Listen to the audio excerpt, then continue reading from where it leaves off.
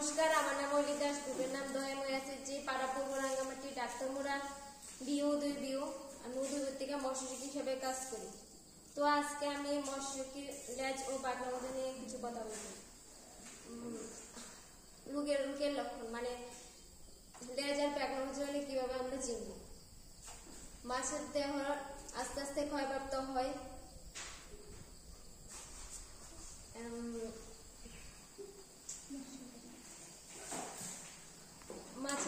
মাছের দেহ গোলাটি বর্ণ ধারণ করে।